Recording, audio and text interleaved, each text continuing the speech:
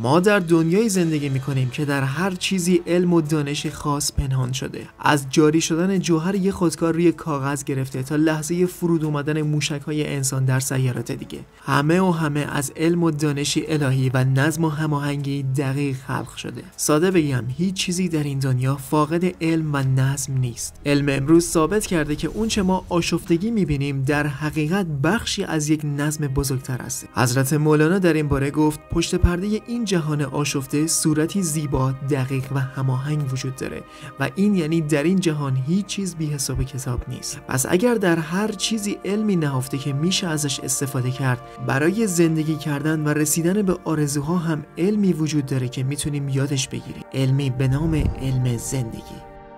تو این ویدیو سفرمون مثل همیشه درباره اسرار زندگی، رسیدن به ثروت و خواسته ها و خلق خوشبختی، اسراری معنوی که هزاران سال پیش عرفا و بزرگان تاریخ ازش آگاه بودن و تازه امروز دانشمندای فیزیک کوانتوم در حال کشف و بررسی این قوانینه. یادت باشه این اطلاعات رو فقط 1% مردم دنیا میتونن درک کنن، چرا که نور هرگز به دلهای خاموش و مغرور راه پیدا نمیکنه. پس تا آخر همراه باش، چون آخر این ویدیو تو کلید هر آنچه که میخوای رو در دستت خواهی داشت. راز اول، حتی بزرگان هم نمیتونن بفهمن. شاگردی از استادش پرسید که چطور میشه نقشه و پلن جهان رو فهمید. عارف بزرگ مکسی کرد و گفت راستش من نمیدونم، اما هزاران سال پیش اساتید و جادوگران بسیار بزرگ و قدرتمندی وجود داشتن که به اطلاعات کهن و ممنوعه دسترسی داشتن، ولی بازم اونا هم نمیدونستن که نقشه و پلن جهان چیه. این حکایت شیرین از استاد الهی قمشه‌ای میخواد به ما یاد بده که اینقدر درگیر مقصد و نتیجه نشو. نه تو نه هیچ عالم بزرگی نمیدونه که قراره چطور بشه و چه اتفاقی بیفته. حتی اوغلا هم نمیتونن انتهای کارو ببینن. همونطور که بارها در ویدیوهای قبل گفتیم، از اول کل داستان به تو گفته نمیشه، بلکه با هر قدم تو دروازه بعدی باز میشه. شما اگر میخوای بیزینس خودتو شروع کنی، مهارتی یاد بگیری، کار جدیدی رو اجرا کنی یا ایده‌ای در ذهنت داری، باید به مرحله اجرا بذاریش. ول کن که اوضاع میخواد چطوری بشه، موفق میشم یا نه، اگه نشد چی، اگه مسخرم کردن چی. در واقع هیچ کس نمیتونه از همون اول آخر کار رو پیش بینی کنه. چه بسیار ایده ها و آرزوها و رویاهایی که میتونست به واقعیت تبدیل بشه، اما به خاطر شک و عدم اطمینان اجرا نشدن، پیگیری نشدن و از بین رفتن. تا کی درگیر شک و ابهام باشیم و در ترس زندگی کنیم؟ زندگی کردن تو ترس این که ممکنه شکست بخوری؟ تا اینو میخواید؟ به یادت بیار که چقدر ترسیدیم و عقب کشیدیم فقط به خاطر اینکه از آخر کار مطمئن نبودیم. رویاهامونو کشتیم فقط به خاطر اینکه میخواستیم از همون اول بدونیم که چی میشه، اوضاع چطور پیش میره، از کجا میشه، کی میشه، چجوری میشه. دوست عزیز، جواب این سوالو حتی خود خدا هم نمیدونه. نه به خاطر اینکه علمشو نداره یا خدا چیزی رو ندونه، بلکه همه چیز به باور و ایمان خود تو بستگی داره. هنری فورد، عضو سازمان‌های مخفی و یکی از ثروتمندترین مردان جهان، گفت چه فکر کنید میتوانید یا چه فکر کنید که نمیتوانید، در هر دو صورت حق با شماست. این یعنی پیشبینی یا سرنوشت از پیش تعیین شده‌ای وجود نداره و شدن یا نشدن به باور، اطمینان و یقین خود شما بستگی داره. از اونجایی که این راز در عین سادگی بسیار پیچیده و عمیقه، در بخش بعدی راز جدیدی نمیگیم و ادامه همینو بررسی میکنیم. ادامه راز اول، حتی بزرگان هم نمیدونن. هنری فورد دنبال ساخت موتور V8 یک پارچه بود، موتوری که هر 8 سیلندرش داخل یک بلوک واحد ریخته‌گری بشن، چیزی که در اون زمان از نظر فنی غیر ممکن بود. همه مهندسین میگفتن شدنی نیست، اما فورد نه به تکنیک نگاه میکرد نه به محدودیت. اون سواد دانشگاهی هم نداشت، اما سواد زندگی و معنویت داشت. اون میفهمید که سرنوشت ثابت نیست و باور انسان میتونه یک احتمال رو از بین میلیاردها احتمال کوانتومی فعال کنه. فورد نمیدونست چطور قراره اتفاق بیفته، فقط میگفت ادامه بدید هر چقدر که زمان لازمه صرف کنید. 2 سال بعد همون غیر ممکن شد. موتور V8 یک تکه فورد اختراع شد و صنعت خودروسازی در دنیا متحول شد. راز ساده بود، وقتی یقین تو روشنه، جهان راهش رو پیدا میکنه، حتی اگر هیچ کس ندونه چطور. اگر احساس میکنی ویدیو پیچیده شده، نگران نباش، در ادامه بهتر درک میکنی. امروز دانشمندای فیزیک کوانتوم ثابت کردن که در فضای کوانتوم بی‌نهایت احتمالات وجود داره، یعنی در لحظه حال و اکنون بی‌نهایت آینده، تقدیر و سرنوشت وجود داره که در کتاب جهان هولوگرافیک به این احتمالات گفته میشه هولوگرام. بی نهایت هولوگرام هست که شما میتونی از یک هولوگرام به هولوگرامی دیگه بری و زندگی دلخواهتو در هولوگرام مربوطه تجربه کنی. این یعنی همون راز عیسی مسیح و نویل گادارد که گفتن همه خواسته های شما از قبل در میدان آگاهی هست و اجابت شده. Already mine in the dimension where all creation takes place. I claim it as my reality. نویل میگفت خلقت و آفرینش از قبل به پایان رسیده. منظورش همین احتمالات کوانتومی بود که هر چیزی رو شما باور کنی از قبل هست و وارد زندگیت میشه. پس با آگاهی از این راز دیگه نگران چطور و چگونه و کی میشه و از کجا میشه و آخه میشه یا نمیشه نیستی، چون تو فهمیدی که هر چی رو باور کنی از قبل هست و نسبت به باور و ایمان تو همون چیزی که بهش اطمینان داشتی وارد زندگیت میشه.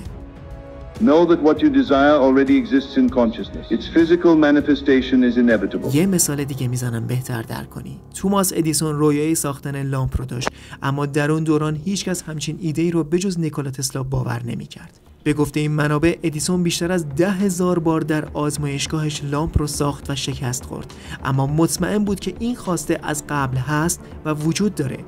ناگفته نماند که ادیسون از دوستان صمیمی فورد بود و این یعنی ادیسون هم از رازهای سازمانهای مخفی و اسرار معنوی آگاه بود. بعد از پیگیری شکست‌های متوالی بالاخره لامپ رشته‌ای اختراع شد و جهان ما روشن و ادیسون به یکی از ثروتمندترین مخترعان روی زمین تبدیل شد. پس اونچه که باید درک کنیم اینه که نتیجه و مقصد اصلاً مهم نیست. ما باید از سفر و ماجراجویی لذت ببریم. خود سفر باعث خوشحالی میشه، نه اینکه مقصد. زیبایی ماجرا اینه که آدم تشنه این باشه که ببینه جهان چطور و با چه دقتی میخواد خواستشو وارد زندگیش کنه. اینطوریه که از هر روزمون لذت میبریم، هر روز منتظر یه معجزه‌ایم و همیشه سرزنده‌ایم. اما وقتی از احتمالات کوانتومی آگاه نباشیم، هر روز یک زندگی روتین تکراری و یک نواخت و خسته کننده رو زندگی میکنیم. زندگی که توش مردیم و فقط یک چرخه کهنه تکرار میشه. اما وقتی بدونی نسخه های مختلفی از آیندت همین حالا وجود دارن، تازه سوال اصلی پیدا میشه: چطوری باید وارد یکی از این هولوگرام هایی بشیم که نسخه دلخواه ما داره در اونجا زندگی میکنه؟ این یعنی رویاهای ما چیزایی هستن که در دنیاهای چندگانه تجربه، دنیای دیگه من موهامو دم اسمی میبندم.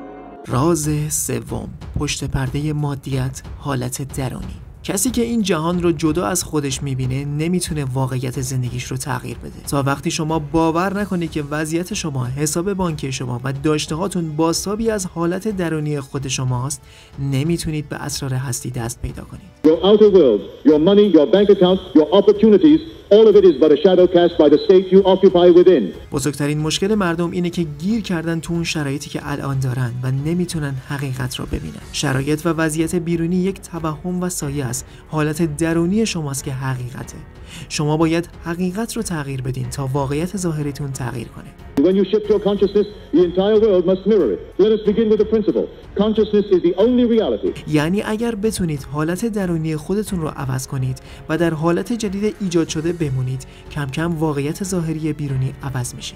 این تغییر واقعیت سفر به همون هولوگرام های کوانتومی در جهان احتمالاته که در قسمت قبل گفتیم. حالا سوال اصلی اینه که من چطوری حالت درونی خودم رو تغییر بدم تا سایه و واقعیت ظاهری زندگیم بازتاب جدید کنه و به هولوگرام جدید برم. با تکنیک فرض به شما قدرتی الهی داده شده که میتونید تصویرسازی کنید و خبر خوب اینه که هر تصویری در ذهن شما ایجاد میشه احتمالش و واقعیتش در دنیای کوانتوم از قبل هست و میتونه وارد دنیای فیزیکیتون بشه. My reality is abundance, which already exists in consciousness. I choose to rest in that certainty. برای همینه که میگن اگر چیزی رو خدا به دلت انداخت، توانایی رسیدن بهش هم بهت داده. تکنیک اینه که بدون فرار از واقعیت‌های زندگیتون فقط در یک فرض آرام و شیرین هولوگرام دلخواه رو در ذهن ببینید. خیلی مهمه که بدون انکار مشکلات و بدون فرار از واقعیت‌ها تجسم کنید. خیلی ها به اشتباه به زور میخوان مثبت اندیشی کنن در حالی که ته ذهنشون باور دارن جواب نمیده. Being positive. Stop trying to think positive thoughts. Stop forcing yourself to feel positive emotions. پس با پذیرش کامل همه واقعیت‌های زندگیتون آگاهی و توجهتون رو ببرید به اون آینده‌ای که دوست دارید و مهمتر از همه میدونید، یقین دارید و اطمینان دارید که الان در همین لحظه اون احتمال و آینده وجود داره. همونطوری که عیسی مسیح گفت غنیمت‌های شما پیش از خودتان به مقصد رسیدن. باید احساس اون آینده دلخواه رو به بدنت بچشونی، طوری که انگار همین الان واقعیه. اونقدر تجسم کنی که به این باور و یقین برسی که داشتن اون خواسته یه چیز عادی و طبیعی تو زندگی، اصلا نیاز نیست بهش فکر کنم. Teach your body emotionally what your future is going to feel like before it's made manifest. پس هدف اینه که احساس داشتن اون خواسته در وجود تو به یک حالت طبیعی و عادی تبدیل بشه و برای این کار باید از تکنیک فرض استفاده کنی تا بتونی ارتعاشش رو بفرستی. تمام این 3 قسمتی که تا الان گفتیم برای این بود که درک کنی چطوری ارتعاش هولوگرام دلخواه رو بفرستیم تا از نظر فرکانسی باهاش هماهنگ بشیم و به دستش بیاریم. And really teach your body what it feels like. It was always in the energy you carry, the state you occupy, and و اما راز 4، رفع نشتی انرژی و تمرکز الهی. یادت نره برای حمایت از ما لایک و سابسکرایب کنی و نظرت رو برامون بنویسی. مهمترین اصلی که ثروت رو تضمین میکنه تمرکز الهیه. اگر تصاویر پراکنده در ذهن شما جریان داشته باشه، تمرکز شما هم پراکنده میشه و خلق آرزو ناقص میمونه. چون اگر شما متمرکز بمونید، کیهان در برابرتون تسلیمه. اندرو کارنگی، ثروتمندترین مرد جهان که عضو اصلی سازمان‌های مخفی بود، در مدت 2 سال اونقدر ثروتمند شد که دولت شک کرد و برای بررسی درآمدش ازش بازجویی کردن. وقتی تمام موارد رو بررسی کردن، دیدن که هیچ پولشویی یا خلافی وجود نداره و تمام ثروتش رو از راه درست به دست آورده. Super successful and made so much money. Government suspected he is doing some malpractice. Found nothing wrong with his business.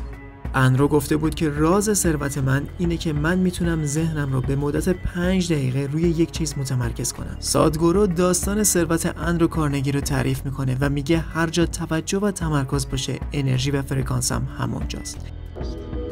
اگه سطحی از تمرکز رو روی چیزی نگه دارید، خیلی چیزا تسلیم میشن. اندرو کارنگی دقیقاً از همین راز استفاده کرد. بهتره بدونی اندرو کارنگی بود که ناپلئون هیل جوان رو به شاگردی قبول کرد و رازهای انجمن مخفی رو به هیل آموزش داد و ازش خواست که یک کتاب بنویسه برای آیندگان. ناپلئون هیل اطلاعات کارنگی رو در کتابش نوشت و با نام موفقیت در 16 درس به بازار منتشر کرد که بعدها با سانسور و تحریف و مخالفت اعضای انجمن اون کتاب تبدیل شد به بیاندیشید و ثروتمند شوید. ناپلئون میگه تمرکزتون رو روی تصویر ذهنی و آینده‌ای که میخواید بذارید و اجازه ندید توجه شما چیزی به غیر از این تصویر باشه. انرژیتون رو پراکنده نکنید و دست از تماشای زندگی دیگران بردارید. Give away your energy, your focus, your power to people who don't deserve it. You watch their lives, judge their choices. وقتی انرژیتون رو صرف تماشای زندگی دیگران میکنید، دیگه برای ساخت و خلق انرژی نمیمونه. حتی اگر به یک سلبریتی موفق علاقه داری و الگوی زندگیته، باید بدونی که توجه و تماشای زندگی اون فرد باعث میشه انرژی لازم برای خلق زندگی خودت رو از دست بدی. Compare your progress to theirs. And while you're distracted by their journey, your own destiny slips through your fingers like sand. علت اصلی این که کلیپ‌های انگیزشی جواب نمیدن همینه. شما ساعت‌ها ویدیوی انگیزشی نگاه کن، بعدش می‌بینی نه تنها انرژی تخلیه شده، بلکه حال و حوصله انجام یک کار ساده رو نداری.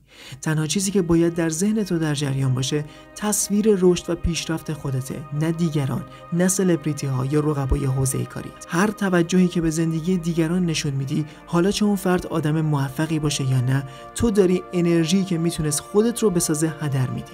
وقتی تماشا کردن رو میذاری کنار و 100% تمرکزت رو میذاری روی مبارزه، تو به قهرمان زندگی خودت تبدیل میشی که تمام انرژی و حواس و ارتعاشش روی خلق و آینده دلخواهشه. تمام انرژی، توجه و ارتعاشت رو روی ساخت آینده دلخواهت میذاری و روز به روز بیشتر با اون نسخه هماهنگ میشی. People in history shared one trait. They were obsessed with their own improvement, not with. و روزی میرسه که چشماتو باز میکنی، میبینی تو به جایگاهی رسیدی که حالا دیگران تماشاگر تو هستن و انرژیشون رو با حرف زدن درباره تو هدر میدن. این آسون ترین کاریه که مردم دوست دارن انجام بدن. درباره یه چیزی که میخوان حرف میزنن ولی حرکتی نمیکنن. برای همینه که همیشه تعداد تماشاگرها 1000 برابر جنگجویانی که در میدان مبارزه میکنن. تو میتونی انتخاب کنی که تا آخر عمرت یک تماشاچی باشی یا یک مبارز که جهانت رو به میل خودت شکل میدی. تو این ویدیو یاد گرفتیم که هیچ وقت کل داستان از اول بهت گفته نمیشه. حتی تمام بزرگان هم نمیتونن بفهمن که تهش چی میشه، چون همه چیز به باور و یقین خود تو بستگی داره. پس سرنوشت از پیش تعیین شده‌ای وجود نداره. شما باید از حضور میلیاردها احتمال در میدان کوانتومی آگاه باشید و بدونید که تمام آینده هایی که میخواین از قبل در جهان هولوگرافیک هست و میتونید با تغییر حالت درونی ارتعاشتون رو تغییر بدید و با آینده هولوگرامی که میخواین هماهنگ بشید تا نسخه دیگری از خودتون رو زندگی کنید. بدون فرار از واقعیت‌های کنونی آینده‌ای که میخواین رو تصور کنید و از حضورش آگاه بشید تا به حالتی برسید که انگار داشتن اون خواسته طبیعی و عادیه براتون. و در آخر مراقب نشت انرژیت باش. تمام تمرکز و حواست در طول روز باید روی تصویر ذهنی که در حال خلقش هستی باشه، نه زندگی دیگران، نه سلبریتی‌های جذاب یا قهرمانان اونجرز. به جای تماشاچی بودن وارد میدان شو و غرق ساختن رویای خودت باش. اگر تا اینجا قدرتی عجیب در درونت بیدار شد و احساس خوشبختی میکنی، یک کامنت برام بذار که هم انرژی رو بهم برگردونی، هم دست راهنما و حمایتی باشی برای عزیزانی که تازه وارد جمع جنگجویان زندگی شدن. یک نفس عمیق بکش تا یه سفر و ماجراجویی دیگه.